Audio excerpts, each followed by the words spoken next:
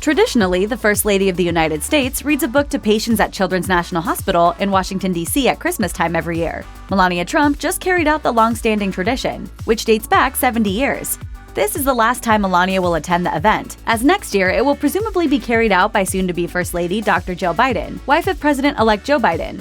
According to People magazine, Melania said of the event, "It is wonderful to be here. This is one of my favorite events during the holiday time." She also tweeted about the visit, saying, "Today I was grateful to return to Children's National Hospital, to read an inspiring Christmas story, and play a game safely with the children. During all of my visits, I have felt the children's warmth, seen the joy in their eyes, and the bright smiles on their faces. Merry Christmas." As noted by Newsweek, most of the patients tuned in via livestream to hear Melania read Oliver the Ornament meets Marley and Joan and Abbey. However, 2 young patients at the hospital showed up in person and sat on a carpet in front of the First Lady as she read the story in front of a Christmas tree. Many people were upset by the gesture because Melania removed her face mask to read the book. While social media users criticized her for not wearing a mask, the White House insisted the First Lady did nothing wrong and issued a statement explaining why she didn't wear it. The statement read in part, "Based on the District of Columbia health guidance, wearing a mask is not required when a person is giving a speech for broadcast or an audience, provided no one is within 6 feet of the speaker." Throughout the holiday program, the First Lady was more than 12 feet away from others in the 4-story atrium.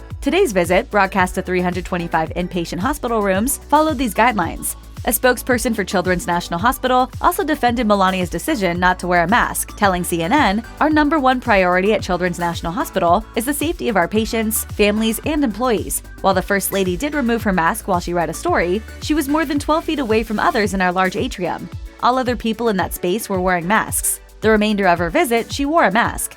However, CNN pointed out that the hospital's official policy is much stricter than the health regulations in place in Washington, D.C. Per the guidelines listed on the hospital's website, the hospital is taking many additional precautions to prevent the spread of COVID. In addition to limiting the number of visitors who enter the hospital and screening them for potential COVID-19 symptoms, the hospital's guidelines state that, quote, "All staff, family/caregivers, and visitors must wear a mask at all times while in any Children's National facility to prevent the spread of COVID-19. While Melania and Donald Trump both tested positive for COVID-19 in October 2020, that's not a guarantee that the First Lady is unable to spread the virus. Antibodies do linger in the system after a person recovers from COVID-19, but health experts aren't sure how long they offer protection. So it's possible that she could contract the virus again. Dr. Anthony Fauci recently told ABC News, "Even though the president himself was infected, and he has likely antibodies that likely would be protective, we're not sure how long that protection lasts."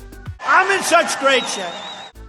The Centers for Disease Control and Prevention recommend that everyone except children under the age of 2 wear masks when they are in public or with people outside of their household. On their website, they say you should wear a mask even if you do not feel sick.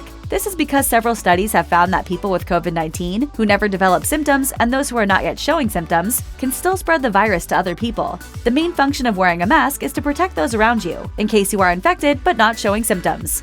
Masks really do work in preventing infection. Check out one of our newest videos right here. Plus, even more list videos about your favorite stuff are coming soon. Subscribe to our YouTube channel and hit the bell so you don't miss a single one.